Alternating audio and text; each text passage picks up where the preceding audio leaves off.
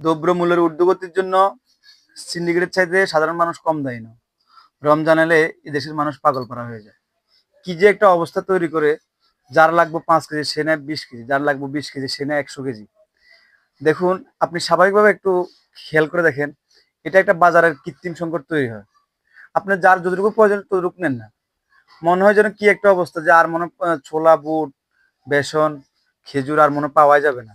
আপনি দেখেন, যারা চালাক প্রকৃতির লোক তারা কিন্তু এই রমজানমুখী ঊর্ধ্বমুখী বাজারে তারা সদাই কেনাকাটা কম করে। আপনার যতটুকু প্রয়োজন ততটুকু নেন, দেখবেন 2-1 দিন পরেই বাজারটা স্বাভাবিক হয়ে যাবে।